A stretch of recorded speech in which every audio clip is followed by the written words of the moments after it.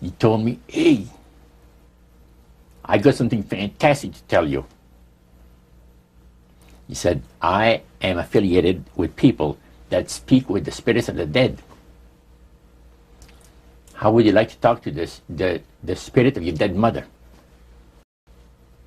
And I was shocked. I was shocked. He said, you wouldn't be afraid of talking to the spirit of your dead mother, would you? Well, I said, I'll tell you what, I would have to give that some thought, because it's something I never thought about before in my life. Heart Research Center presents A Trip into the Supernatural with best-selling author Roger Morneau. While still a young man in the city of Montreal, Roger Morneau became involved in the worship of demons. In this two-part series, Roger gives us a first-hand account of his harrowing brush with the powers of darkness and ultimately his divine rescue. Also joining him are Cyril and Cynthia Grossi, the very couple who first pointed Roger from the darkness to the light. Conducting this exclusive interview are Dan and Karen Houghton of Heart Research Center. Let's now join the Houghtons and Roger Morneau as we together enter part one of A Trip into the Supernatural.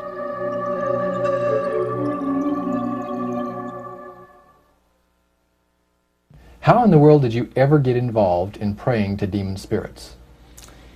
Well, when I came out of the Navy after World War II, I was looking to take up a trade in Montreal, Canada. And at that time, I ran across a fellow that had been on a particular ship with me. And he said, hey, Morneau, you're alive. How nice to meet you. He says, let's have a dinner tonight. I said to my boss, can I have the evening off? Because I was the assistant to the Windsor bowling alleys and billiard, you know. It's the high-class place in Montreal where all the dress manufacturing people go and relax. So I got the evening off and I went out, we went out and had dinner. He told me, hey, I got something fantastic to tell you. He said, I am affiliated with people that speak with the spirits of the dead. How would you like to talk to the spirit of your dead mother? And I was shocked. I was shocked. He said, you wouldn't be afraid of talking to the spirit of your dead mother, would you? Well, I said, I'll tell you what, I would have to give that some thought, because it's something I never thought about before in my life. Most of us probably haven't. A little afraid of something like that. Well, he says, you know, it's written all over your face. You're afraid of going to a seance. But he says, I know you. He said, you're going to come. And then he started to tell me how brave I was when I was aboard ship, you know, different things. He says, you're not the same man, you're changed. You're chicken. That's all I needed to hear. I said, when do we go to a seance? So one Saturday evening, we were in the place. It was the very first time. Very beautiful place. The medium was a lady. She had a gorgeous new home in Montreal. And there were about 20 invited guests there, which I was one of them. And she communicated with the spirits for different people there and telling them what the spirit said. And then there was one lady that had been talking almost continually before the seance started, and she didn't believe in the dead appearing and all of this and all that. And she said, well, I would have to see my dead sister, she says, to believe it. So while the seance was going, one man said, I would like to talk to my friend that died 6 months ago, but I don't want him to appear. Just want to talk to him. Because he says, I don't trust you talking to my friend for me. So the medium says, let me inquire of the spirit. Yeah, the spirit will talk with you. And that big masculine voice was heard in the place. He says, hi, Frank. It's nice of you to ask for me to talk with you. And they had a little chat. And after it was over, Frank says, this is the greatest thing on earth, to be able to talk with the spirits of the dead. Then the medium said, we have a very special surprise tonight for you people. A spirit will manifest itself openly here in a few minutes, and it's like a big gust of wind hit the building and right through the wall. Now the lights weren't terribly bright, but they were like living room lights, a couple of floor lamps and maybe some of these, and that translucent being seemed to come right out of the wall. How did you feel right at that moment? It's almost like my heart stopped a little bit. Very weird feeling. So it was a lady in a beautiful evening gown, floor-length. And she said to Mary, my dear sister, you are so wonderful to have asked for me. And Mary fainted and fell right off her chair on the floor. And a couple of guys jumped up and picked her up, and spirit gone. And that was the beginning of it. That's how you got into it. Yeah, that's the way I got into it. After a while, you see, there's something interesting about the human mind. You can adjust an awful lot of stuff. You can adjust to a lot of things that would terrify you to begin with. After a while, they become common and ordinary. So you mean contact with the supernatural can become commonplace and ordinary and doesn't bother anybody? Yeah. In other words, the more that you do it, you're not uncomfortable. That's right. It's just not an uneasy feeling. Yeah. So how did you feel about it? Then I after got that? into a secret society that worshipped the spirits, you see. Well, how is that different from the seance, Roger? It happens that the seance are not involving in many ways. But when you get into a secret society of spirit worshippers, then, and especially when you're invited there by the direction of the higher-ups in the spirit world, you never get out of there alive. And this is exactly what my friend and I were up against. We didn't know anything about it. And there was a very, very popular big band leader. Jazz musician? Band, yeah. Very famous. He played a lot in Montreal, Canada, Vancouver, the big cities. And one night we went to one of these seances, and he was with his wife. Now the spirits had told him what to do. Spirit told him, there's two of these guys, give the names, and your wife will want to talk, we'll make it so that your wife will want to talk to the medium when you say that you want to go home because you're tired. As soon as you see that these guys are starting to want to leave, then leave with them at the same time. And as you get outdoors, you ask them if they're driving. They'll say, no, they're going to take the tramway a couple blocks away. Well, you invite them to get in your car with you, and that you will take them to a fancy restaurant and treat them to some good food and talk about the merchant navy. And that's what the guy did. And there we were in this plush restaurant, pulled into a little alley, and I can still see it like it was yesterday. Just enough room to pass the car, back alley, that happened to give on a restaurant that was on St. Catharines Street, which is the main street of Montreal. And that was quite an evening. So Roger, you're at this restaurant. What happened? Well, after we were seated, in entering there, the place was just full, packed tight. But there was a couple of tables against a wall that had a reservation sign on it. And the owner of the place recognized the band leader and came and said, good evening, and you gentlemen want a table. So you're one of the reserve people. So we sat there, and we had our favorite alcoholic beverages, you know. And as we talk, the band leader says, how long have you fellas been involved with sorcery? And he shocked us a little bit, and I said, exactly what do you mean? Well, he said, you know, what you people are doing, talking to the supposed spirits of the dead. He says, this is silly. And this man had been at the seance with you. Yeah, oh yeah. And he's telling you that it's silly what you've just done. Because see, my wife, he says, goes to these seances because she gets comfort and she gets something good out of it, good feeling out of it. And she lives for what the spirits are going to see that the future is going to be like. To me, he says, I can't bother with this stuff. He says, I want power. I go right to the source of power. And he says, how do you think that I became famous the way that I am? Well, I said, you must have had some good luck. Well, he says, there's no such thing as good luck.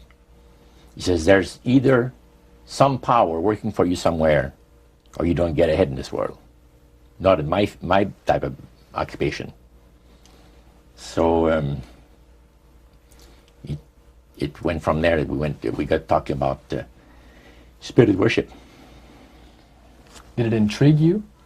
Or did it make you want to find out more about what exactly he was talking about? Yeah. So he said the supposed spirits of the dead that you're talking with are demon spirits. They're fallen angels. They're beautiful beings. Just set it out, just like that. Oh yeah. It didn't make you uneasy when he said they were Well, just it shocked you a little bit, something that you first hear mentioned to you. He said, you guys have got a great future ahead of you. Because we've been told, the high priest of our society, secret society, has been told that the master has very special plans for you too. Now, what did he mean by the master? Satan. And we were interested to hear more about it. And he told us, he says, look, we worship spirits. We worship Lucifer and all his angels. They're just as beautiful as they did before they were cast out of heaven. He says there was a misunderstanding in the whole thing. He says among the inhabitants of the galaxies. And he says our master was misunderstood. And God did not bear with him like he does with people that make mistakes today. So we're in a warfare, good against evil. And we happen to be the evil ones, but we're not that bad. He says, I look at this business between the forces of good and evil. He says, you believe in one person believes in God, and everyone believes in Lucifer. It's like politics. So the great controversy is real. And you've heard someone talk about it that's on the other side. And to these people, they are sold to the fact that Christ will not return to this planet with power and great glory. He's going to abdicate all claims to the planet, because the high priest once said that Christ will abdicate all claim to the planet because he knows that it is lawfully and rightfully Satan's. And at that time, he says, Lucifer, you mentioned Lucifer a lot of times, but he mentions Satan also. He says, the master, usually they like to talk about the master will resurrect his people from the graves. Now, George is telling you all this, or the high priest? George. Okay, when the evening wound down, and you're putting a cap on all that, you guys had consumed some alcohol. Yeah. And did you feel like that there was kind of a one-shot deal? You didn't know if it ever happened again? What happened after that? He said, no. I said, listen, guys. He said, I like to have you, says, meet some of our people. What about next week, Wednesday evening? I'll pick you up at your place, and you're invited to one of our services. Services? Like a church service? Yeah, something similar like that. It's a testimonial to the spirits, how the spirits have blessed your life. So, when we left there, I said to myself, this guy is half drunk. I'm not going to hear from him again, But it was true. Wednesday night came, he was there with his big Lincoln, step in, and we went to one of the most beautiful area of Montreal. And the place was a mansion. Now, a mansion is usually very large. We'll call this a small mansion. It was beautiful. Most beautiful place. Yeah. Roger, your friend George took you and Roland to this mansion where people worshipped the demons. Mm-hmm. What was it like there? What kind of people were there? Well, it was a big surprise for me, as I kind of made up in my mind an idea that they were going to be rough-looking characters. But as we entered the place, I was amazed to see that they were all very well dressed, well mannered, and that a lot of the people, as we were being introduced to people, were professionals, doctors, attorneys, a lot of business people. And see what they had a praise session to the gods, which is the spirit counselors, which are in charge of legions of spirits, of demon spirits. And they talk about what the Lord of their lives has done for them, because they call on particular spirits, like the god Nehushtan, which you read in 2 King about. The Israelites worshipped the golden serpent that Moses had made. Mm-hmm. Well, behind the spirit worship, behind that, they were worshipping the serpent. They were actually worshipping this spirit Nehushtan. And the same spirit Nehushtan is, the priest was telling us, that the medical doctor that was telling us how he was making operations that had never been made before, because people had to be awake, yet have no feeling. He was able to, carry on surgeries that had not been done before. Mm-hmm. But the spirits would give that capacity to be able to operate without people feeling any pain and things. And also without no problem with the blood, because as he would cut his incision, because incisions, everything open and with no blood running. Mm-hmm. So he could do the work that has not been done before. So. Now, I recall reading in your book that at this praise worship service they would sing hymns. Why would they sing hymns in a demon worship? Yeah, this was kind of a big surprise to me when that took place. The priest said, "Hey, let's go down to the worship room of the gods and have a praise session, a singing session." So we go down there, and what did they think? You think they pass around? Church hymnals, Christian church hymnals. And I couldn't believe this. I said, "What's his business?" So the priest says, "Well, now," he says, "for those of you that are new, let me tell you that this is the most feasible way," he says, "to please the spirits. It's to deride Christ and his people, and his church and all that." So they sing out of Christian hymnals. They didn't sing Christian words to the hymns, however. Well, they changed a lot of them. Mm-hmm. Yeah, and not for the good. It's a form of blasphemy. Yeah. Mm.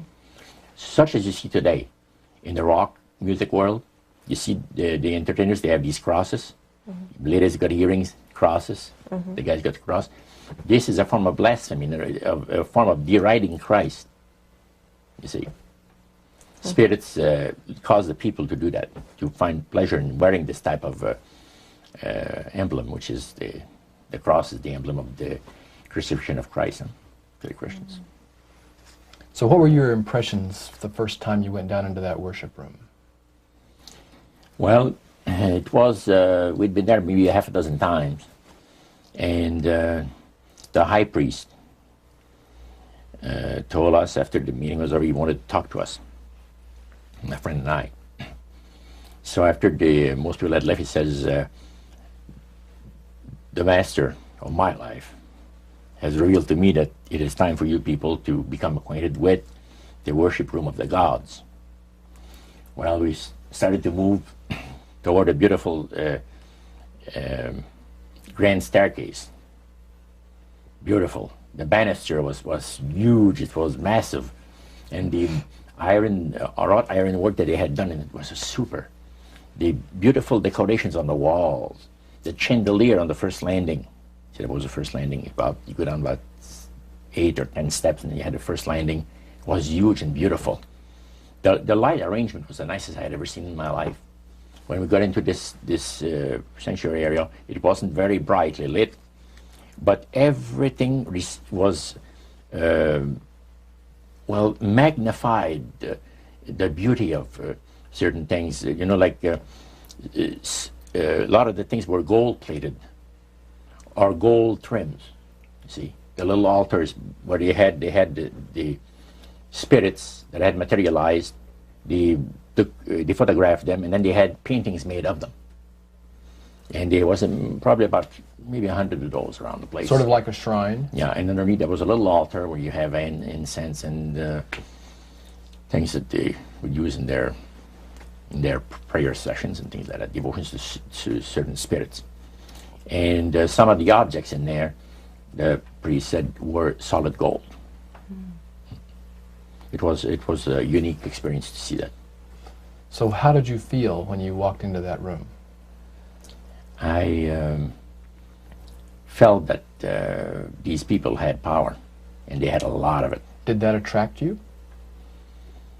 Yes and no. You had mixed feelings about it? I had mixed feelings about it, yeah. Because to a certain extent, things looked so good and sounded so good to us. But you see, I'd been brought up in a Christian home where my parents had told us we were 8 children in the family. And especially the older ones, you know. My dad says, well, you know, if you get involved in wrongdoing, you're going to have to pay the price. There's always a cost for everything in this world. So this thought kept creeping into my mind. Just how far you go with these spirits before we start paying the price. See? So it made you just a little bit nervous. Oh, yes. But yet you kept going back. Oh, there was no way out. Because that's what we're told. You knew at that time. Yeah. So you were moving forward more on fear. More on fear, yes. Because the high priest said that the master had special plans for us in our lives. And that no one ever went into this society unless they were invited by the spirits. See, so that was made very clear. And he also expressed to us the danger, explained to us the danger of going against the will of the spirits. And he mentioned about this one man and his wife that live in a fireproof building in Montreal. The place burned right down with him in it. He was one of their members that had decided that, well, he wanted to think things over. He was not going to get initiated at a time that the spirit said he would like him to be initiated into the society. So in reality, Roger, you were chosen by high-powered demon spirits to be a part of their human, special, privileged group. You see, these people in Montreal, the society, like the priest mentioned, there's thousands of spirit worshippers in only different societies of spirit worshippers in this world. But he says, we are the elite. We know the real truth about the master and his angels. And they're not hideous-looking beings. They are gorgeous creatures. And from the paintings that they had on the wall of the walls of that worship room, they were unique beings. Especially there was a painting full size, full length painting of the fallen Lucifer above his altar, and that was very fascinating because he looked like a man of great intellect, high forehead, the way that he looked with his eyes, the way he had the eyes looking. It gave you a depth of perception of somebody that is very, very knowledgeable and powerful. Powerful, yeah. So Roger, this high priest that you talked about, he is the one that ushered you down into the worship room. Was he also the one that led out in the praise sessions that you talked about? Yes, and he had an assistant also, another priest. Okay. Now, when you would go to these praise sessions, what kinds of things happened at those sessions? Well, there's a lot of success stories. Positive mental attitude kinds of things? Well, yes, a lot of success stories. The masters has done this for me and that for me. I remember one lumber dealer, he had like half a dozen different operations in the province of Quebec. And everything that he touched seemed to turn to money. You know? And he was telling about it. And then there's this other person that was a clairvoyant that would work only for the wealthy people, only for the super wealthy. He says, I have the know-how, They have the means, let them pay. So he advised in business transactions. They would come to him and say, listen, I look at this deal that I might get, this factory or whatever it is, because this person was interested in industrial real estate, see. And he would talk to the spirit, and then the spirit was audible to him.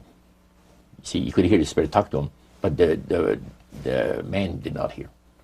So the spirit was telling him the clairvoyant what he called himself an astrologer, reading the moons and the stars, and Now, what was the term you used for his title, this man? Clairvoyant. Clairvoyant. Oh, clairvoyant. Clairvoyant. Okay. Yes, and it was interesting. This person stood up and says, I had a nice little experience last week. And he says, the masters, he says, they take care of you. This lady and her husband brought him, to this astrologer, a bundle of money. They said, this is the deal that you... And he works at only on percentages. Only on percentages. He doesn't work for set amounts of money. Only percentages of what the people are going to make. So he said, they brought me a substantial amount of money. And they were very happy with it, and I thought it was very reasonable. But then my guide, spirit, says, ask them when they're going to give you the other $1,700 that is really yours. And he says to the folks, I would like to know now, before we leave here, when will you have the $1,700 to give me? That makes up my part of, rightful part of the deal. The wife fainted, and the husband says, we'll have the money for you within 24 hours. So that was this type of priest. So he was thanking the demons for helping him to know that. Oh, yeah. Mm-hmm. Even spirits, yeah. At what point did this demon worship start to affect you personally, Roger? Well, it wasn't too long that the priest mentioned to us that the time had arrived for us to start trusting the spirits and give the spirits a chance to work for us. And there was a number of gifts that you could choose from. You see. And I used to play the horses, some. Not knowledgeable at all. I used to go to those bookies, play the horse every so often. But I said, hey, I would like to be able to, for the spirit to instruct me on the numbers and the name of the horses that's going to win, at Belmont or some other racetracks like that. Make myself a little money. So the priest says, it'll be given you.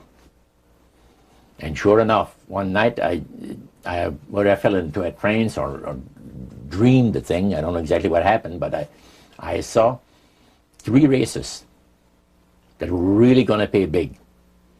And these horses were dummies, so to speak. You know what I mean? They were not really good horses. They were like one horse paid 21 to 1 because he was that poor, right? The chance of winning was so poor that they paid 21 to 1 on him. And it showed me I saw the board at the bouquet and the number on it. And I went there, and they said it was going to be on Saturday. That was like on Wednesday. A few days later, it was Saturday. I went there, and sure enough, there they were on the boards. I went to the wicket and handed some money and got myself a winner. Now I said, well, I'm a little crazy. I ought to put more money on there, so I put $20 onto the next horse, and that paid 21 to 1. So I left there with maybe $400 or $500 in my hands, and I started to do that. In this case, I went directly down to the finest men's shop on St. Catherine Street and bought myself a $200 suit. And in 1946, a $200 suit was... in 1946, people used to work at the RCA Victor, where I had worked before I went to the Navy, for $18 a week. Mm-hmm. And the good earners were $75 to $50 to $75 per week, for labor. So the demon spirits looked on you so favorably, they began to help you win in your gambling. Then I went to other bookies, you see. And one day, I am told of the man at the cage where you do your bet. He says, my boss would like to talk to you. And he said, you go right through that door over there. Oh, sure. So I know the guy says, come on in. The guy's sitting behind a big desk, smoking the big cigar. So he says, you're Roger. I says, yeah. He got up and walked around me. He said, you don't look that smart. I said, what, sir? You don't look that smart. He said that you could pick horses that are winners when they're supposed to be losers. Where do you get your help? What do you mean help? I'm not getting any help. I just happen to go and... Oh, no. We've been watching you here, he says, for a number of weeks. And you always leave here with some of our good money. And I'll tell you, buddy, if you want a list of all the bookies in Montreal, I'll give you a list of them. But he says, I want you out of here. And don't show up again. Because somebody's going to put a... You know what I mean? I said, okay, sir, I won't be back again. So it's a tough business to be in gambling. So even with the Spirit's help, it was tough. Yeah. Well, it's stuff is going to shoot you, yes. Yeah. The high priest would say a number of things to you when you were in these praise services, and you went to a number of them over a period of time. Mm-hmm. Talked about the issues of the great conflict. You've already touched on that a little bit. I want you to follow up on that a little bit more, Roger. Some of the things that you wrote in your book, Trip into the Supernatural, sounds a whole lot like what we as Christians today know as the Great Controversy. Mm-hmm. What were some of the things that he told you there? Well, he says that there is a great controversy going on between the force of good and evil, between Christ and Satan. And they always praise the great master, Satan, as a super intelligent being that he is, beautiful to behold, and if he ever appears to you, you won't be able to look upon him because it'll be too bright. It'll just ruin your vision. The high priest said he was in Chicago, and the Spirit appeared to him and said, Morneau and his buddy, George, has invited them to the service, and the fellow that is in charge while you're away says that he's going to wreck all the work that the spirits have done for the last few years to get these people into the society. So the high priest, which is in Chicago, picks up the phone and calls, and the Spirit appeared to him, and he said the angel was so bright that he could not look upon him. And he says after he picked up the phone to dial, he couldn't dial the phone because of the fact that his vision was so terribly blurred by the light, the beautiful light of the bright being. And he asked, dial 0, and the operator came on, and she had to, dial for him. And they talk about many, many things in regards to, who's going to win this conflict. Any discussion about fire and brimstone? Yes. He says, the Bible people, talking about the Christians, they read in the Bible that, we're all going to land in a lake of fire and this and that. So that's baloney. He says the conflict is going to end peacefully. Christ is going to realize that he might as well abdicate the rights of this planet, take his few people on with him to his planet in the center of the galaxies, and we will be left with a master who will resurrect all his people that will be as numerous as the sand of the sea. See? And the master will rule forever and ever and ever. A happy people. And he named some of the people that's going to be there. I don't want to mention the names because they're known to history. Yeah. So that was quite impressive. Did you always feel, Roger, that these people were telling the truth? Oh yes, yeah. They really had things down straight. But I was not satisfied with the answers. And there was something, and I understand now it was the Spirit of God saying, hold back, fellow. Hold back. And the priest had talked about us thinking seriously about being initiated into the their cult. Right. So they let you come to sort of take a look-see, but you can't go back for several months. Oh yeah, it's not a matter of whether you're going to be initiated or not. It's when. Okay. You see? So they begin to press you for a commitment. So the priest said, look, fellas, I'm not going to pressure you into anything, okay? But I want to show you what the spirits can do for a devoted servant. We went downstairs, not through the staircase that I talked for the worship room of the gods, but at the other end of the building. Went downstairs, and a number of times I'd gone there to the men's room, and I heard these typewriters clicking like the dickens. Man, it's going. I said, why do we have a lot of people typing in there, in that room? Well, we went there that evening, and he knocked, and the man says, come on in. And there was all those typewriters moving along by themselves, typing at the speed that I'd never seen before. And not only that, the high priest says, I want to show you something clever.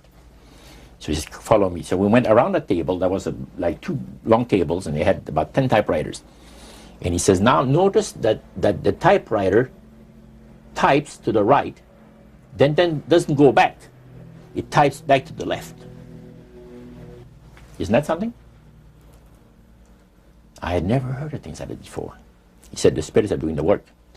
And he introduced us to the man. And the man is a lawyer. And he said, how much money did you make last year?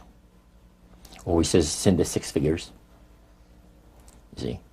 So this lawyer had a business in the building that housed the worship room. Oh, yeah. And he had a whole room full of typewriters. Yeah. And he put paper in there, and demons That's typed. all he did. Put typewriter paper in there. It was And what came out? What was it that came out? different briefs for court cases. And so he would sell these to people? Oh yeah, Okay. he had this service to the legal profession. And the high priest was The showing... United States and Canada. So the high priest was showing you this to give you an idea about the kinds of blessings that you would That's receive? right. Yeah. But after you left that typewriter, the room where the lawyer was, they tried to draw you into a commitment by getting you to make a public profession. Tell us about that. Well, they have a super beautiful resort in the Laurentian Mountains, which is north of Montreal, north of Saint Agathe. Saint Agathe is a famous name there in Montreal. Montrealers, because they all go Saint Agathe or north there, you know, the summer home and that. So they had a big resort up there. It was people, you know, it was a closed society.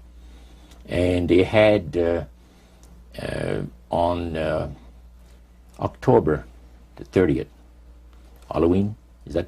October 31. 31, last day of October. They had what they call live animal sacrifices. I don't know what it is, but they did. We could never find out. By the time that the Lord pulled me out of there, I had not yet found out what it was. So you have this intrigue involved in there. And he talked about three very unique services that I attended there that sit on my mind forever. One was entitled Christian Idolatry. Another one was entitled The Super Deception of a Glorious New Age, which actually applies to the New Age today. And this was 1946 that we're talking. And then the other one was Satan's Great General Council of the 1700s. And I must say the things that I heard there was an eye-opener. First of all, we'll go through the Great General Council. Okay. At the beginning of the 1700s, said the high priest, Satan and all his spirit counselors held a Great General Council with one purpose in mind. It was to prepare for the great industrial age that was soon to break upon the world. And Lucifer also foresaw another age that was to follow that, where tremendous scientific discoveries would be made by people, and we would enter a unique age that would change the way that everybody lives. It would also serve to usher in the end times and the close of the great controversy between the forces of good and evil. And the priest said that Lucifer had been studying the Bible. And he found in Daniel 12:4, where we are told about the time of the end, when he shall run to and fro, knowledge shall be increased. He understood it to be that we're getting to that point. And he had, with all the spirit counselors, to change their modes of operation in order, to ensnare people. And he devised a way whereby people would disqualify themselves from being members of Christ's kingdom. And he was just very candid about this. Oh, yeah. Telling you and the rest of the group, 60 or 70 people there, the plans that Close to 100 people. Lucifer had revealed to him. And by the time the council came to a close, they had three major policies that were going to be followed.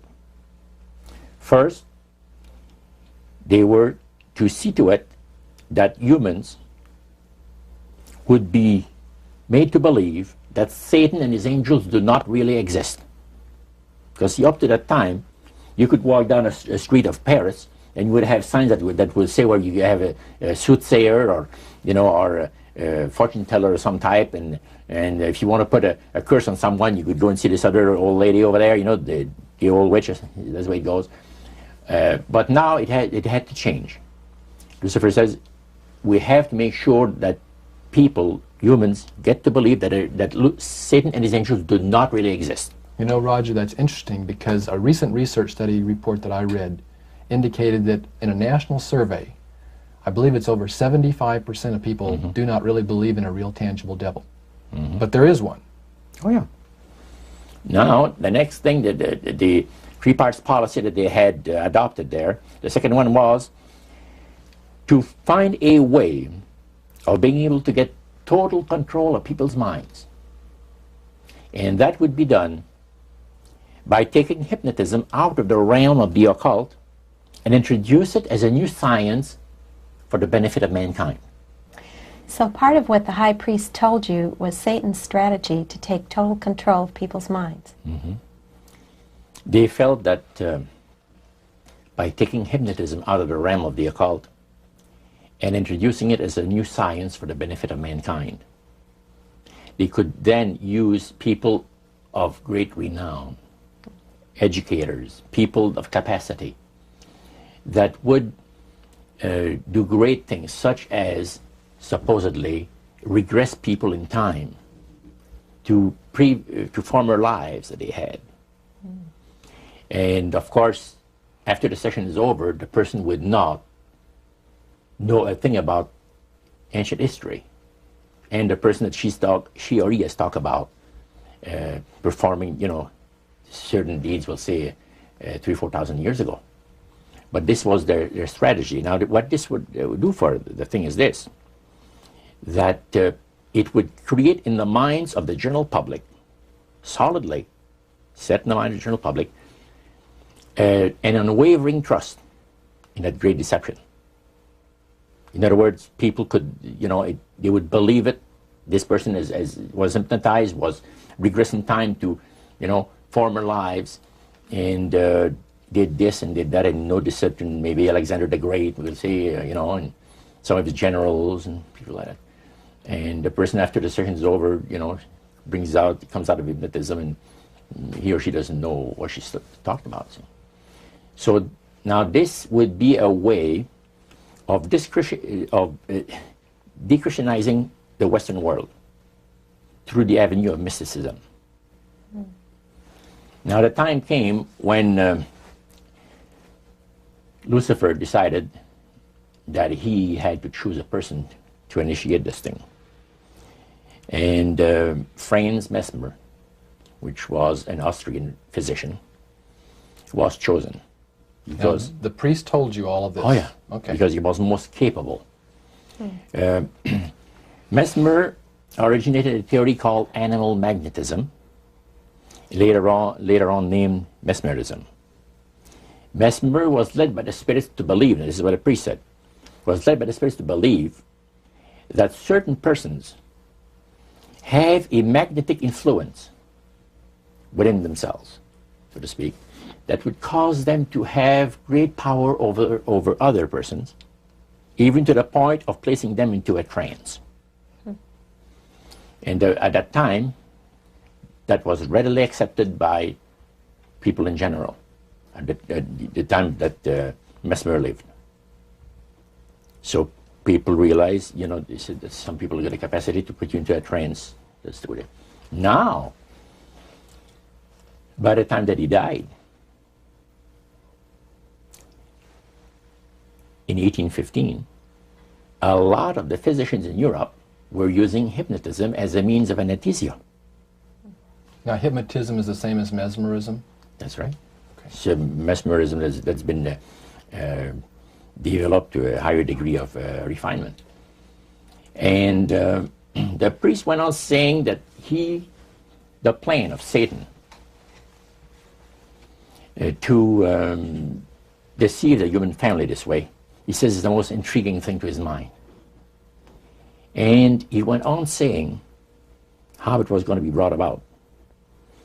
He said that a fellow by the name of Darwin and another fellow by the name of Thomas Henry Huxley would be used by the spirits because in their childhood they had been hypnotized by medical doctors.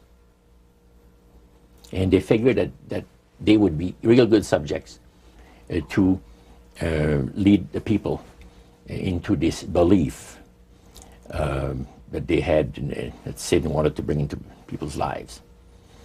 Now, what were those 3 points again, Roger? The 3 things were, number 1, that they did not want Satan did not want the human family to think that he or his angels existed. Right. The second point that you made had to do with taking control of people's minds. That's right. The third point was what? Was to destroy the Bible without burning it. Okay. See? And what was his strategy on that? On that, it was very interesting. Because after the Great General Council, it was decided that Satan would tutor Charles Darwin personally in setting up the principles of his theories of evolution. He was tutored by Lucifer himself, the fallen Lucifer. And at that time, it was understood, Satan and his spirit counselors understood that if a person was led to believe in the theory of evolution, it would, in his life, destroy completely the creation week of the Bible, the fall of man, and the plan of redemption. It would do away with it. In one fell swoop. Yeah. Now, he made a unique statement. He said that according to the spirits, anyone that teaches a theory of evolution is considered to be a minister of a great religious system. See, they call it the religious system, the theory of evolution, because it is a system of schooling people and getting them to disqualify themselves and being members of Christ's kingdom. And he said that every teacher of that theory is recognized by the spirits as a person of great value and receives a very special unction from Satan himself, giving great power to induce spiritual blindness, to convince and convert. 3 capacities are given to those teachers of the theory. Then, that's not all. The priest says that Satan considers the teachers of the theory of evolution to be so valuable to him that in the sight of all the inhabitants of the galaxies, he assigns a retinue of bright, beautiful angels to follow that educator all the remainder of his life. And that in the sight of the inhabitants of the galaxies is the greatest honor that he can bestow upon his workers, on mankind, and to, until the controversy is finished. That was quite enlightening.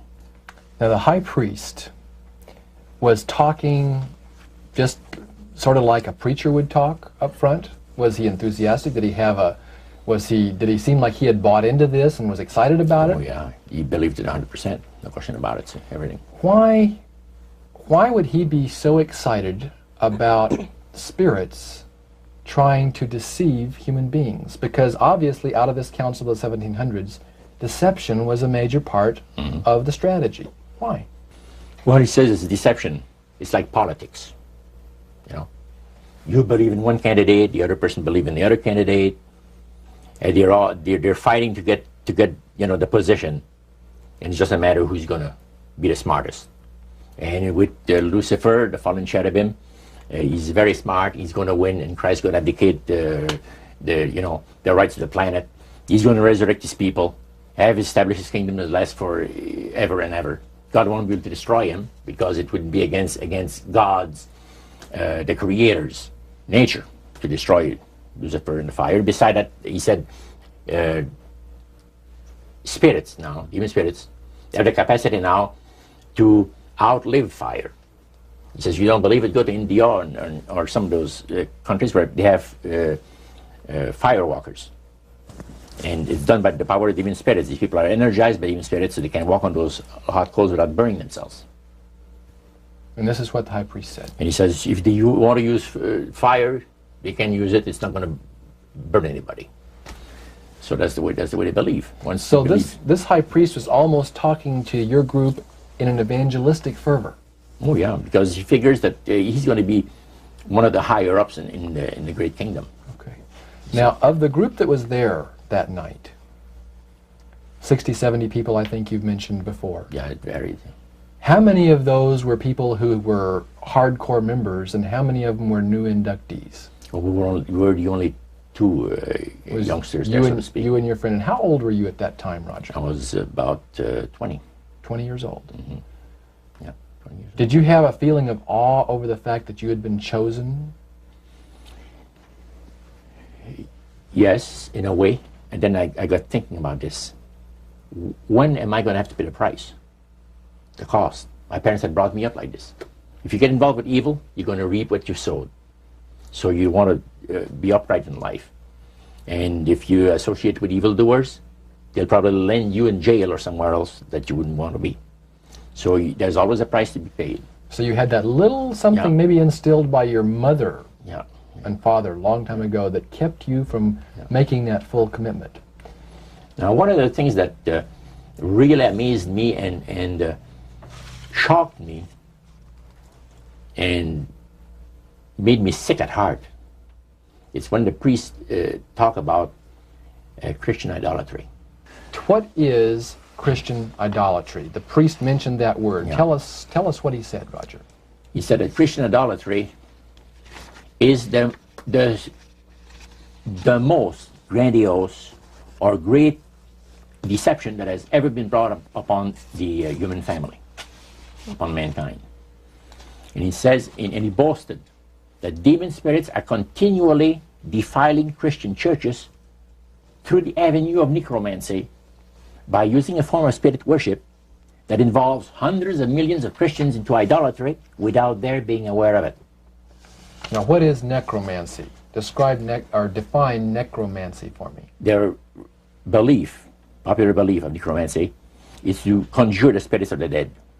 So that you can speak with someone who has died. Right. Like the seance that you originally went to was the practice of necromancy. Yeah. Now, the priest says that this super deception is brought about in only one way.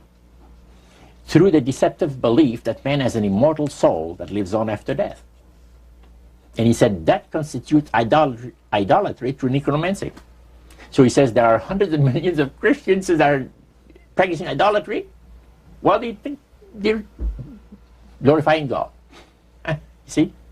Because they believe that the soul is immortal. Yeah. They may not be talking to the supposed spirits of the dead. Oh, yeah. Contrary to popular belief, necromancy does not consist of conjuring the spirits of the dead. The reason being that man is totally mortal and does not possess an immortal soul. So who are they talking to? He says the friendly demon spirits that have always found over the centuries great delight in impersonating in apparitions departed loved ones and persons of great renown. Now, friendly demon spirits. Friendly demon spirits. Are there more than one kind of demon spirits, Yeah. Roger? Well, there's three main divisions, and then there's divisions within those divisions. You have the friendly demon spirits that seem to have the finesse and the refinement, and they're not upset about what happened when they were thrown out of heaven from what I gather. Then you have the warriors. They like to bring misery and destruction in the lives of people. Then you have the oppressors. And the oppressors are the real wicked spirits that hate God with all of their, the Creator with all of their might. You know. So he went on explaining. He says, now, necromancy is in reality a belief, a religious belief. People believe that the dead have entered into a higher state of existence than they had when they were alive. Also that they are in a position and have the capacity to help the living here on earth. See? Then he said, he says this is where things get really interesting. He said, according to the great master, a person does not have to supposedly call upon the spirits of the dead to receive help, you see, to be involved in necromancy. All he needs to do is to believe in life after death. Because he said, necromancy is the belief that man is human, as a human being, as an immortal soul. So anybody that believes that man has an immortal soul is involved in necromancy. It's that simple. That's the way he explained it. Yeah. So how does that constitute idolatry? By people believing that they are either talking to the saints, you see, the spirits of the dead, dead saints, or a dead relative, or a dead person of some type. And you take, for instance, like Loretta Lynn. She says on national television, and I have the data on it, that I heard it myself. She said that she was made successful in her singing career by a dear friend of hers that was the same age as she, and died when she was 18 years of age. And Loretta was trying to get into the singing world, you know, but she says, I had no success at all. Until one night I was sitting in bed reading a book. And she says, who walks right through the wall but my friend, the spirit of my friend? And she says, Loretta, I'm going to make you a very famous person in singing Western country music, and I will be with you all the time. Trust me. And she says, she had a big concert once, and she was coming down with this bad cold. And she thought that her voice was going to give. She talked to her spirit and felt that she was going to be helped. And she got on the stage and she started to sing, and right in the middle of where she really needed the power, no power at all. And her spirit friend tapped her on the shoulder and said, and started to sing for her. She said, her voice went through me, the power. See? And you saw this in a television documentary? Yeah. That was, I believe, in 1976 it took place. Now, the priest explained that when people believe in this business, they are actually opening themselves to be completely deceived by demon spirits, because it gives the demon spirits an opportunity to impersonate the dead, see, and for people to believe their lies. And the priest says that thrills first of all, he says it brings the great master the respect and the reverence that is due to his great name. And it makes all the other spirits exceedingly happy, because they are the ones that have worked to lead people to believe in life after death. See? And they rejoice also. And that's the extent of what Christian idolatry is all about. Friendly spirits, just to digress for just a moment. You mentioned 3 different categories, and the friendly spirits are the ones that love to impersonate being a historian or something.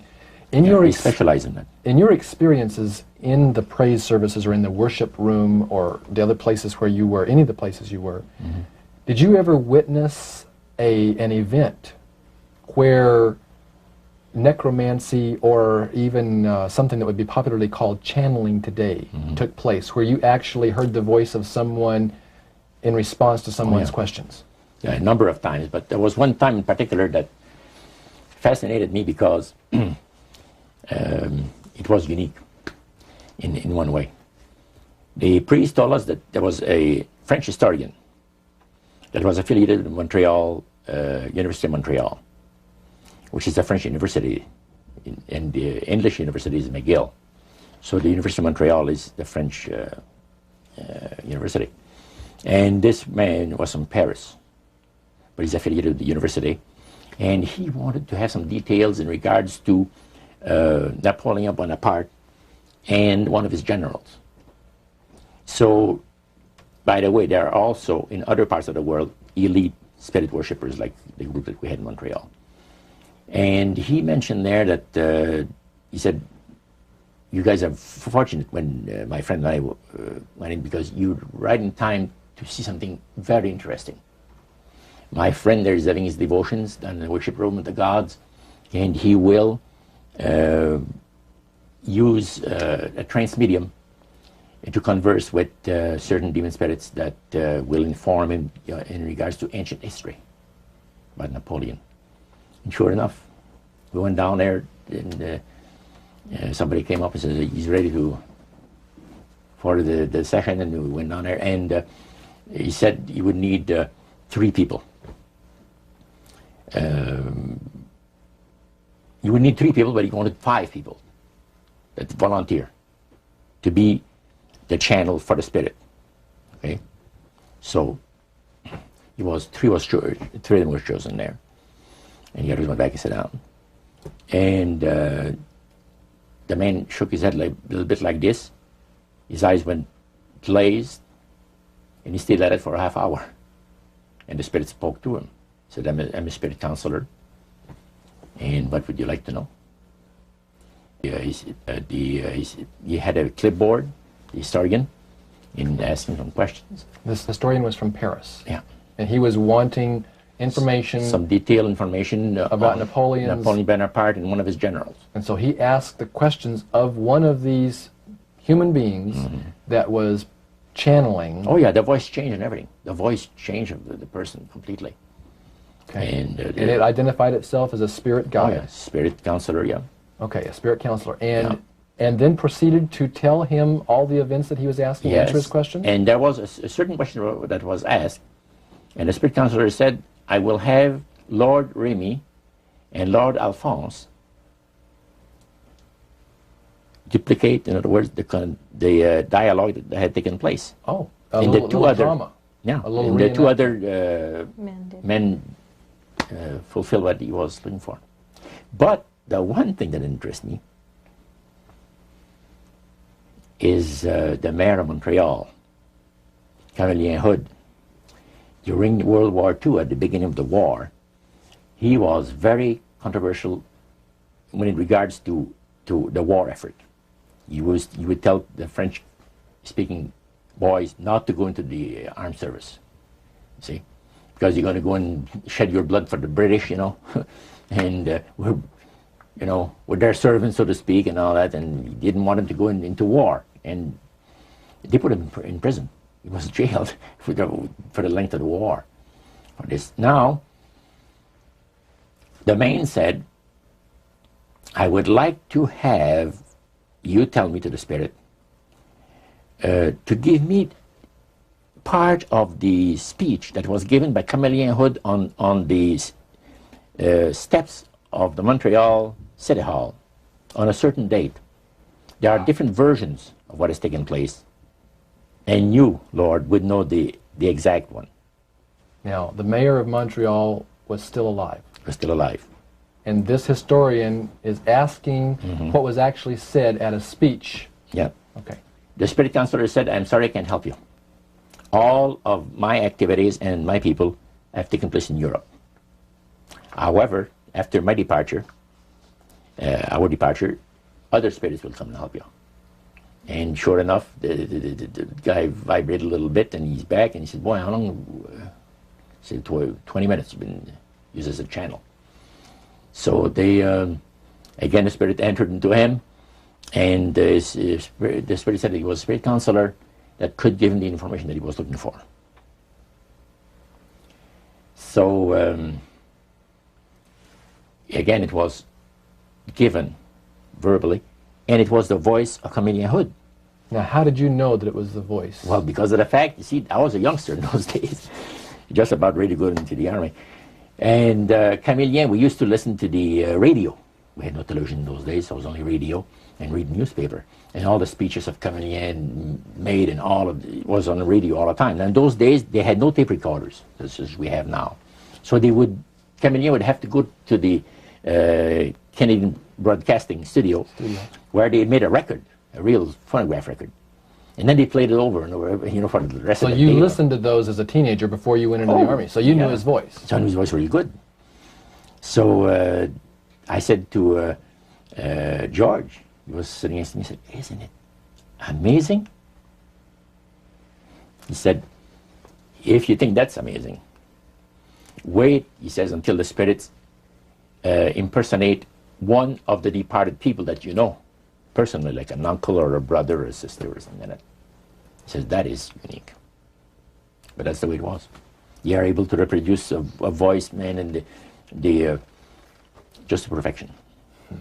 The spirits are exceedingly proud of this, because, and this also was right up my alley. The priest said that as the times on this planet gets more and more difficult, and calamities of all kinds are striking the planet more and more frequently, demon spirits are going to impress people with the importance of Sunday sacredness. Roger, when I was a teenager back in the 1970s, I remember a song that came out talking about the age of Aquarius. Mm-hmm. And since then, we've seen the development of the New Age, and I wondered if back when you were involved in spirit worship, if they talked about New Age at all. Oh yes, it was a big thing that was coming up. One of the major deceptions of the last days. And the priest told us, we talked quite a while, and then he said, "Could I have a little bit more of your time? I want to do something very fascinating." He says, "The grand plan, the Master's grand plan for harvesting the nations, for harvesting the multitudes of the earth into his cause, just before the close of the great controversy between the forces of good and evil." So we continued, after we expressed ourselves that we're deeply interested to know more about the activities of the spirits. And he said it's going to be done in a unique manner. This grand plan is going to take people are going to eat the stuff. Because he says spirits, demon spirits, will declare themselves to be inhabitants of far distant planets in the galaxies that are coming to warn the inhabitants of planet Earth of the impending destruction of the planet, unless something seriously proper is done to avoid it. And he went on saying that they will claim to have out-of-body experiences. Are you familiar with out-of-body experiences? I've read about them. In other words, so there's some persons are supposed to be able to, they believe in their immortal soul. Astral projection. Yes, right. Goes into different parts of the world and sees things and come back, and then they write all about it. I've heard of that. So, due to the fact that the millions of the earth people believe in people having an immortal soul, it has to be readily accepted when the spirits will, through a trance medium, converse with influential people of the land. You see. Now, what is a trance medium? It's a channeler today. What is known today as a channeler? Channeler, yeah. Okay. Shirley MacLaine's experience of getting involved with Spiritism and with the supposed inhabitants of far distant planets in the galaxies, I taped the whole thing. It's 3 hours. And you were hearing the fulfillment of what this high priest had said 45 years ago. Yeah, exactly. So he went on explaining about the fact that the spirits will show themselves willing to give valuable guidance that will not only help people avoid the destruction of the planet, but it would cause them to enter into a higher state of existence.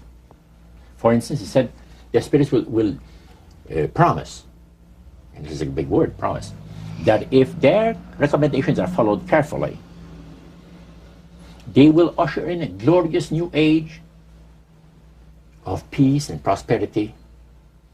And there'll be, there'll be no more wars. You see, There'll be no more famines. There'll be no more people getting unhappy with one another. Neighbors will love neighbor, and social unrest will not take place no more. It'll be there'll be perfect happiness for 1,000 years. That's what the Spirit is going to promise.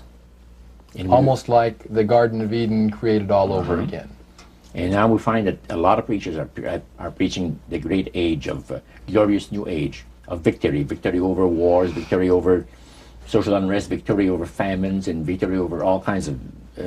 And he used the words New Age to describe what was coming. It would be a glorious new age, yeah. And this is exactly what the movement is all about today. And he went on and said, as I said earlier, that as life on this planet becomes more and more difficult, and calamities will strike the planet more and more frequently, the spirits at that time are going to put all their effort to impress religious leaders, to bring before the masses of the earth the sacredness of Sunday. See? They will teach Sunday sacredness. And with the religious leaders, looking forward to 1,000 years of perfect peace on earth, they will put all their effort into it.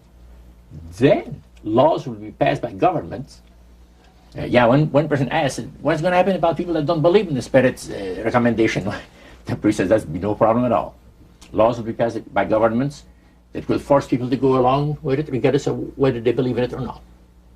And he says the law enforcement officers will explain to people, make it clear that such a law is necessary to assure the well-being of all people. He says the laws will be passed with no effort at all. And then he went on and he said about the fact that the venerability of the sun, which in ages past was such an irritant to the Creator. All these great nations and other nations, of smaller ones, were all involved in sun worship. And in those centuries, the Creator found that teaching of worship of the sun to be a terrible irritant. And he said, it is going again to take place, but not in worshiping the sun, in remembering Sunday to keep it holy. He made a statement I will never forget.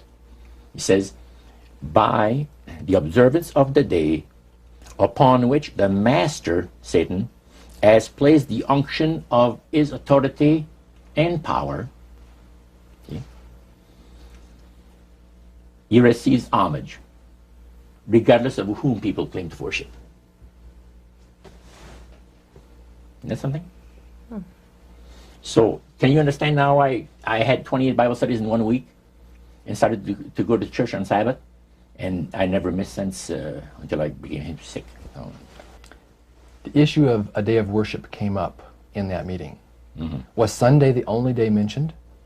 Well, you see, the priest mentioned, yes, about the fact Satan has chosen Sunday as his day. The Creator has chosen the 7th day of the week. Lucifer has chosen to call his day the first day of the week, Sunday. See? And regardless of what people claim to worship, worshiping God, the Creator, by observing that day, that particular day, they are bringing homage and respect. Now, at that time in your life, you were 20 years old or so. Had you ever heard of a Seventh-day Adventist? Never in my life. In that meeting... They didn't talk about Seventh-day Adventist. They talked strictly about Adventist. Well, they just talked... But they did... The word Adventist was mentioned. The priest was telling us that necromancy, as I mentioned earlier, is the belief that the dead have entered into a higher state of existence, etc. And he says, for centuries, friendly demon spirits have worked diligently to establish and uphold in the religious convictions of all people the belief that man has an immortal soul. See? Then he boasted about the fact that the master was so smart in that he had deceived the whole world, even in this age of great scientific knowledge and understanding. Then one person put his hand up. Okay? Priest says, yeah, yes, we want to say something? He says, what about the Adventists? You can't count them to see regarding the state of the dead. And I got a question. What about, how come that they can't be brought under the great deception? The priest said, you're right. I apologize, says here, I made a mistake. When I said that all the millions of people living on the face of this planet, everybody, you know, was honoring the great master. I forgot the Adventists. There's so few in number when you figure the billions and all people, I didn't even think of mentioning him. So I'm sorry. Then he says, secondly, the reason why they can't be brought under the great deception, let me explain about it. Now he said, my next statement is going to upset some of you. But what I'm telling you is the honest truth. It is factual. It's reality. The fact that the Adventists observed the biblical Sabbath of creation and reverence the Creator on that day, it makes it impossible for the spirits to deceive them. They are given very special help and great spiritual insight. And he said, under these conditions, they are not ordinary people. And that stayed with me, man, just like this. And when I heard the word Adventist, when Cyril told me later on, which we're going to cover later, I asked him, I said, what denomination do you belong to? He said, I'm a Seventh Adventist. What's that again? He said, I'm a Seventh Adventist. I said, is that the same thing as Adventist? Oh yeah, he says, a lot of people call us the Adventists. They don't talk about the 70s, same thing.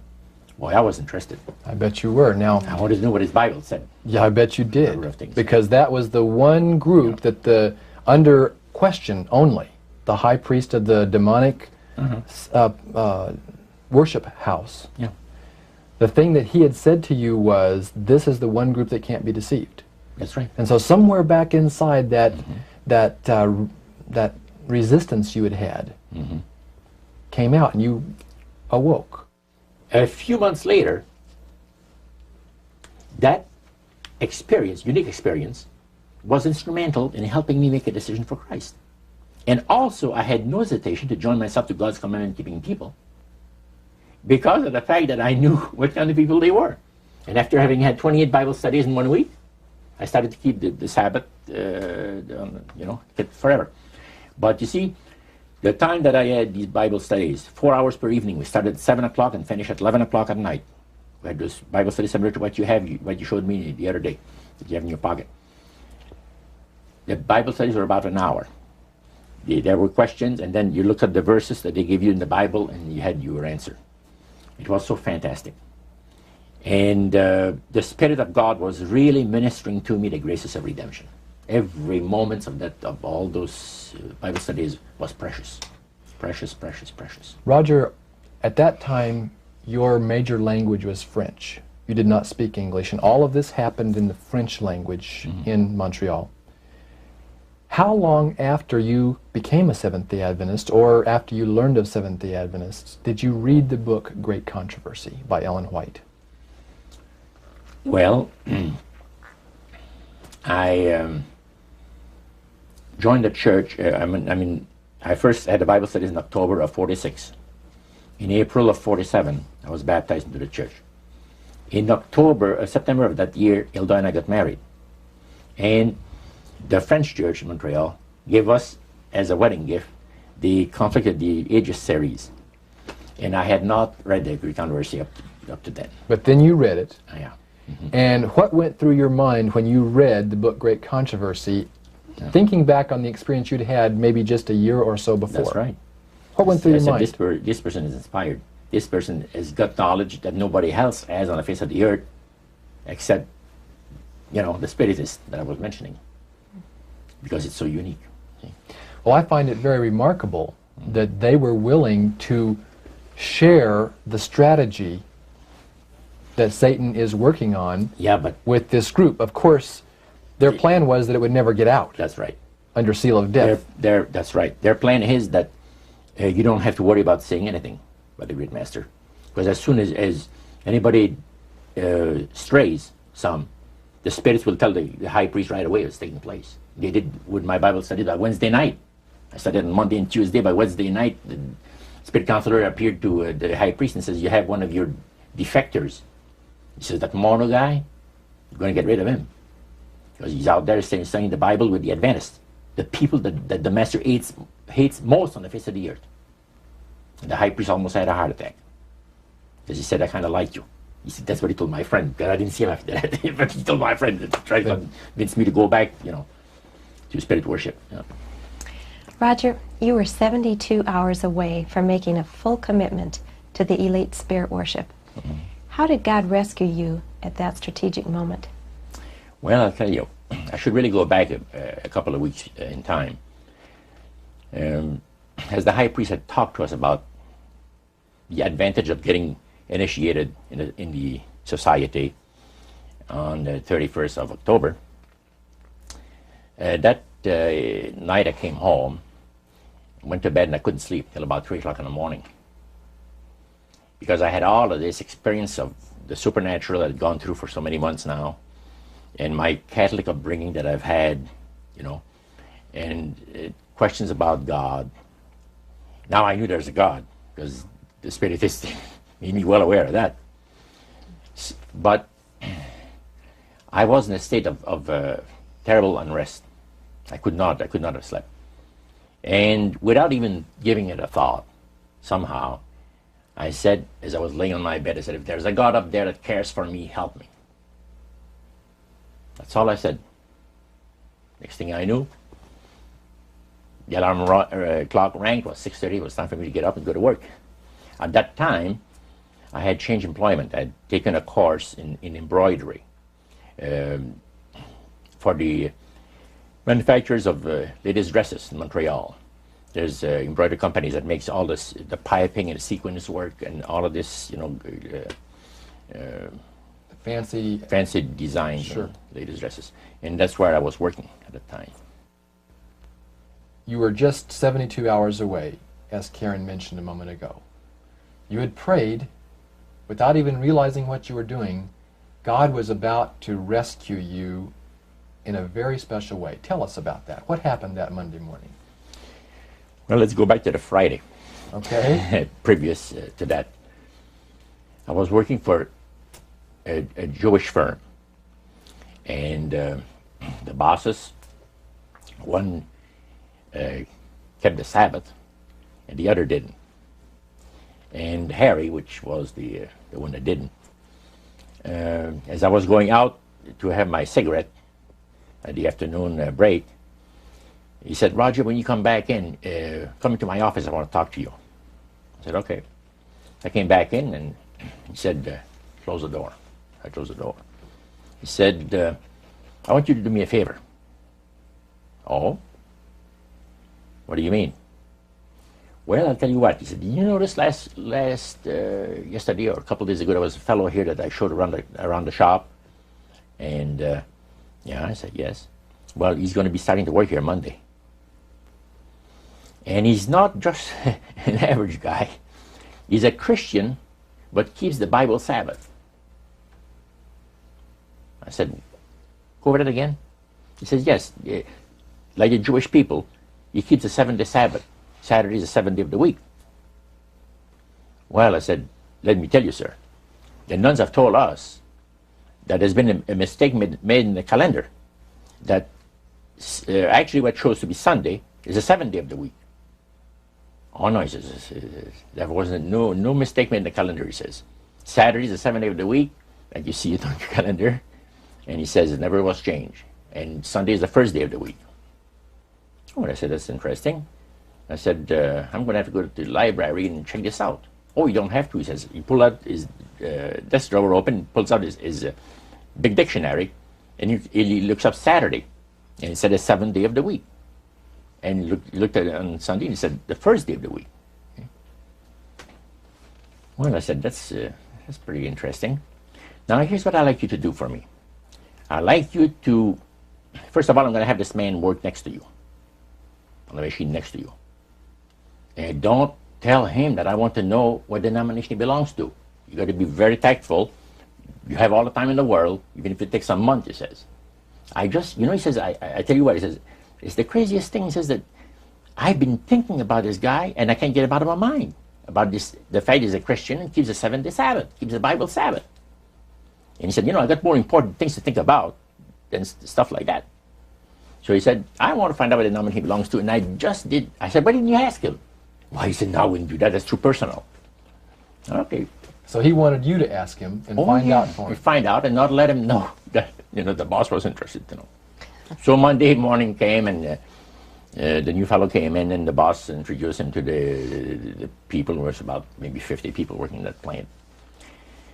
And he said, Cyril is an accomplished embroiderer, and we'll be very happy to have him here with us, and made a little speech. Then he walked into to his new machine, and he says, Roger, meet Cyril, and I shook his hand, and we started to work. And it was not more than about 20 minutes that I was working that my machine started to skip stitches. So what happened? You have to stop and back up where you were. And I was working on sequence. In other words, the sequence come up. There's a row of thread behind it. They're all set up, and it's on a spool. And then the needles put them in there. And when it skips, you got to stop, back up, start over it from where it left off. It wasn't too long that I'd done this 2 or 3 times. And that really made you happy, I bet. Man, I was mad.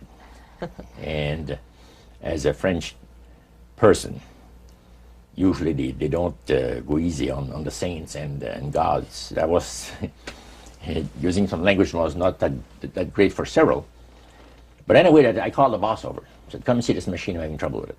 He checked it, worked on it for 5 minutes, work with it. Beautiful. I sit down again, start to work, the same thing happens over again.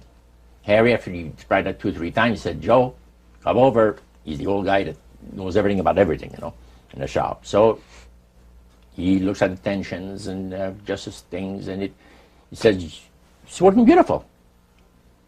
Well, I started to work again, and another 20 minutes after, the same thing, and I had to stop the whole thing. By then, it was time to go out for the coffee break. Cyril and Cynthia, so good to have you folks come down and visit with us for a short time today. And Cyril, I want to start off our visit by just asking you about an experience you had, I believe, almost 45 years ago. That's right. You had gone to work at a new embroidery shop in Montreal, Canada. Mm-hmm. And there was a guy that was at the next machine to you that first day you went there. Did you notice anything strange about him? Yes, I did notice he had some peculiarities that, well, to say the least, they were different. First of all, when he worked at his machine, when he had a little malfunction, he knew how to, well, criticize the machine by using some language that was quite offensive to me, at least. He would curse at the machine, and in both French and English. He was quite a linguist. And when my machine would break, he noticed that I would just fix it and keep on working. There was a difference, and he noticed a difference himself. We were both behaving differently when our machines didn't function right. Now, so that very first day, there were problems with the machines. Your machine and his machine had problems. They both had problems. But you had a chance at the break time to get acquainted with him. And how did he approach you? Well, he approached me with a question, sort of.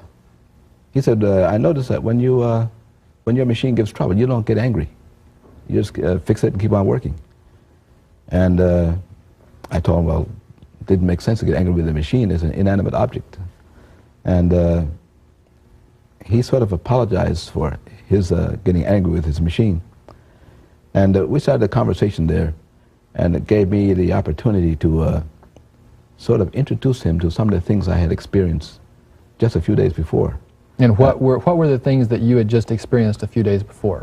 I was getting some Bible studies from a minister named Elder Warren Taylor. And although I wasn't an Adventist, I was quite moved by those Bible studies because of the fact that as he gave the Bible studies, he kept it quite simple. And he would prove everything he would say, even if it's from the Bible, he would prove it. And in some cases, he proved it from worldly books such as the Encyclopedia Britannica. And he gave good evidence of everything that he was saying was true. So I started walking out, and I told Sarah, I said, have you ever seen such a crazy thing as this, the trouble that I have with this machine? No, he said, it's a new machine. I said, brand new machine, just a month old. He said, that's very unusual. So we go downstairs, and I said, do you have any suggestions? How to fix this problem? No, not really, but he says, I have a suggestion that might help. He says, I heard you, he says, calling upon God, but it was not in the way that I would have liked to hear you talk. He says, go easy on God, he says. Did that offend you, Roger? You know, I said, thank you. You did not offend me, because he was pleasant about it. And I said, I said, thank you. I said, I'm sorry if I offended you by my language. He says, it didn't bother me. I said, by the way, I said, this is the opening. You're quite a religious man, I understand. Yeah, he said, I read the Bible and go to church. That's great. I said, what denomination do you belong to? Well, I'm a Seventh-day Adventist. Excuse me? Repeat that again? He says, yeah, I'm a Seventh-day Adventist. Did that shock you? Well, the word Adventist shocked me. The Adventist, you see, I had heard so much about the Adventist, but Seventh-day Adventist, I had never heard the name before. I said, what does it signify, the name? He says, well, we're 7-day observers. We believe in the Bible Sabbath, that God has blessed that particular day of the week and has sanctified it. It's put a special blessing on there, and that we ought to count our blessings on the 7th day and, give God the honor that is due to his holy name. Is there any difference between what some people call the Adventists and Seventh-day Adventists? Oh no, it's just the same people.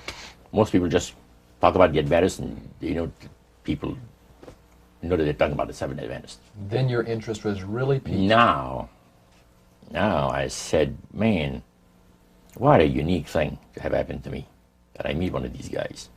You're together out there at your first break time, and you're discussing the language on the job when the machines had broken down, but you had an opportunity to begin to share some of this newfound faith that you had been discovering. Right. Did you find him to be interested, open? Well, what really happened was he would ask questions, and I found out later that the reason he asked questions was when I went to get the job, I was so impressed with Elder Taylor's Bible studies that I told the employer right away that I didn't work on the Sabbath. He said, well, that's all right, you don't have to work on Sunday at all. I said, no, Saturday. So being a Jew, he became rather interested. And he told Roger, Roger told me later on, check this fellow and find out why he keeps my Jewish Sabbath. So Roger's questions were motivated by the fact that he was told to check. And the more questions Roger would ask, the more interested he became himself. So as he became more interested and I told him more, he suddenly said, I want to hear more about your religion. And I said, okay, this weekend. He said, no, tonight. So we talked about a number of things. And after lunch, I told him, I said, I want to see you at 3 o'clock. Again, I want to have another question for you. So 3 o'clock came along, we had the coffee break, and many things had passed through my mind. And I knew that if I get involved with religion, the Spirit is going to destroy me.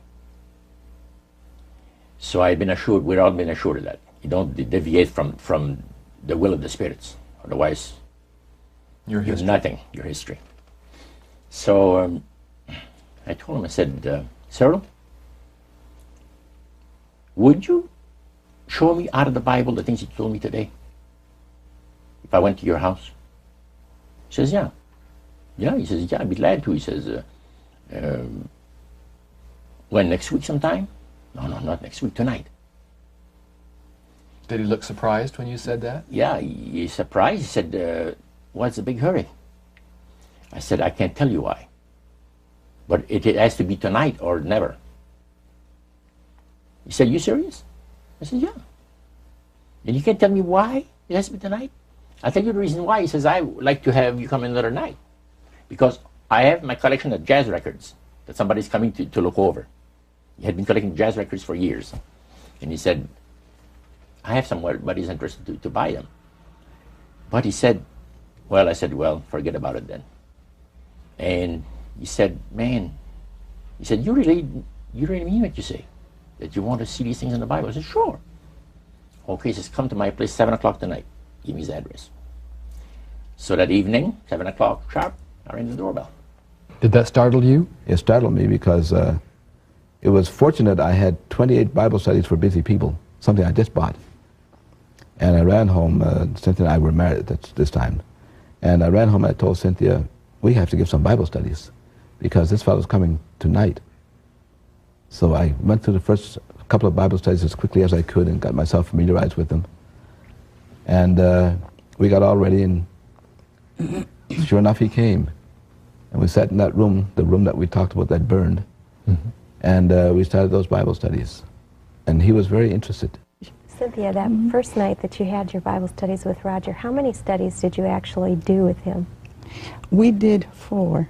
On the first night? On the first night. We started promptly at 7, and as we went through, and we went through with everything in detail, in full detail. And we thought that, oh, this is just going to last the evening, and that would be the end of it. And then he said, no, he says, let's do the next one. So each one, so we didn't finish until about 11:30 or 11:45. And when we finished, he'd sit around and talk. By the way, he was a chain smoker. The room was covered with smoke. We could hardly see the Bibles in our laps. And we had discussed this prior about him smoking. And so we decided, we prayed about it, and we asked the Lord that even though each time he came, the room was just heavenly, full of smoke, that we will read his word and that he will take care of the smoke. And I happened to be allergic to cigarette smoke, and we were all huddled together. It was really something to see us. 28 Bible studies in a period of 1 week, 7 days. 7 days, 4 hours a night. 4 hours per evening, yeah. 28 Bible studies. Now, they didn't plan this. So, as we chatted, and I just met Cynthia, now, Cyril told me, I got to explain things to you a little bit. I am not a baptized member of the Seventh Adventist Church. I'm just studying into the church doctrines with the minister. He says, my wife is a Seventh Adventist. But he said, now I think I'm going to be baptized also to be a Seventh Adventist. But I said, I'm not one right now. Now he says, my wife is the one that really knows the Bible. I don't know much about it. And I think that she's got the right study for us tonight. He says, it'll take about an hour. Can you spare that much time? Oh, I said, evening is yours. Well, she had a set of Bible studies that were entitled 28 Bible Studies for Busy People. That was the title of the series. She pulled one out and she says, now, we could see here, there's different questions. The first one was on the Word of God. And she read the question and said, then we can find the verses in the Bible that gives us the answer. And the next question, she said, would you like that? I said, beautiful, let's go. So Cyril was sitting next to me with his Bible because he was able to find where it was. I had never opened a Bible in my life. Never. So, because I never had access to it, let's put it this way. And that's where it started, on the Word of God. After the Bible thing was over, he says, well, did you find it interesting? I said, most interesting, very interesting. I said, what's the next study coming up? Well, he said, the next study, Daniel 2, prophecy of Daniel the prophet, 2, on the world events, predicting the different great world empires that were to come into existence in times ahead. And I said, really? That's very interesting. I said, how long would that one take? Oh, she'll take about an hour. She says, you have between 20 to 25 questions, he says, you know. So I said, let's have it now. Oh, well, she said, no. She said, when could you come back? I said, why come back? Did she look surprised? She looks very surprised because she looked at her husband. And he looked at me. And I said, hey, you guys like the Bible or are you getting tired? No, we like to study the Bible. I said, let's have another Bible study. It's only 8 o'clock, you see. And at that time you were a smoker, weren't you? Oh, a smoker. You can't say that again. I was like a chain smoker, you see. And when I had accomplished something worthwhile, I used to reward myself with a cigar 2 or 3 times a week. And this is what the love of God, the power of the love of God operates in the lives of those that the Lord is trying to bless, and in the lives of those that are bringing the blessing. Now this did not take place. First of all, we kept on studying. We had 4 Bible studies that evening. And when it came to 9 o'clock, we had Daniel 2 over with.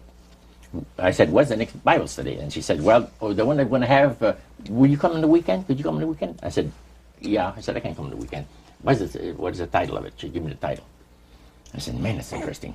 It's only 9 o'clock. Let's have it now. So Cyril looks at her, you know, with very surprised look on his face. And Cynthia, she looked at him. And I said, what's going on between the two of you? It's like you have a conspiracy that says that we're not going to study the Bible with this guy more than, you know, than an hour or 2. Well, she said, let me be honest with you. Our minister, Pastor Taylor, has been giving us instruction on how to give Bible studies. Because Cynthia says, you know, I never have given Bible studies. And we really wanted to know how to give Bible studies to people that ask us the reason of the hope that is in us. And he's told us exactly how to do it. You have 1 Bible study per week. If the people are exceedingly interested, you could have 1 in the middle of the week, the other one. But never more than that. And she says, we've already passed our quota.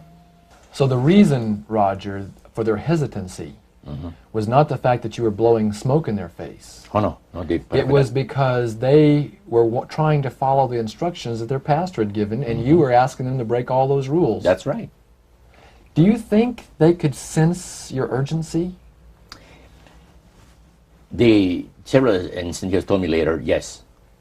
They said there's something very unusual about this man, Cynthia told her husband, because they went to get water, and to get me a glass of water, and she went in the kitchen to get something else, whatever it is, and she said, what do you think of him? And Cyril said, there's something very unusual about this man. He said, you want to study the Bible? Let's study the Bible. We won't tell about Elder Taylor. Let's not say a word to Elder Taylor. You know, we're going to ruin the whole thing. You're going to keep it a secret. Because the minister had said, you know, you give people a spiritual indigestion, and they'll never want to open the Bible again. You understand? But this shows that there are some times when someone's appetite for it is so strong that you have to follow the leading of the Holy Spirit. The Holy Spirit, yeah, that's it. And they had prayed about this thing. Now, Cyril had told his wife, this man is coming for Bible study at 7 o'clock tonight for a Bible study. And he smokes. He's a smoke fiend. What are we going to do? Should we tell him not to smoke in our home? He said, if we do that, I'm afraid he's not going to stay for the Bible study. What would have happened if they had asked you not to smoke? I would have said, I'm sorry. You're not my kind of people. You see, you're too reserved for me. I'm sorry. And still to this day, I thank God for the leading of the Holy Spirit that at that crucial time moved in there and inspired these people to say, you know, wouldn't you die, Cyril, for us to save a soul for Christ? Cynthia said to her husband. He said, yeah, it's not going to kill us, even if we inhale all the smoke that he puts out, right? Because they had prayed about it, and then they had thought about it, and then when it came to be 7:15, he said, what are we going to do about the smoking? Are we going to tell him not to smoke or what? And then when she came out and she said, you know, let's put up with it. Well, we had that 3rd Bible study. Now it's 10 o'clock. And I said, by the way, what's the next title? And she told me about it. My goodness, this is a beautiful Bible study. I said, let's have it. And he said, you know, really, Roger, we've studied too much tonight. We're never going to be able to remember these things. Oh, I said, you'd be surprised. I got a mind like a sponge for the things that I like. He said, you're enjoying yourself. I said, never heard anything like this in my life. Let's have another study. What time do people go to bed? First of all, I don't want to, infringe on your on your regular habits of resting yourselves. And, well, he said, we go to bed 11 o'clock. Beautiful. I said, go on, Cynthia. And Cheryl says, go on, Cynthia. And we had another Bible study. Now the Bible studies are over. And I said to myself, if I'm still alive, I want to be here tomorrow night. Did you seriously doubt whether you would be alive the following night? I felt sure I was going to be killed, going to be destroyed in some kind of an accident. Because I've heard of so many cases. So I knew that I was not, this is the way I felt. I was not going to be alive tomorrow night. If for some reason I'm alive, I want to be back here with study the Bible with these people, see? So I said, what are you people doing tomorrow night? Not too much. What about 7 o'clock? Another Bible study. And she looked at her husband, and he looks at her, you know, and he said, hey, we won't tell Elder Taylor. We won't tell him a word about it.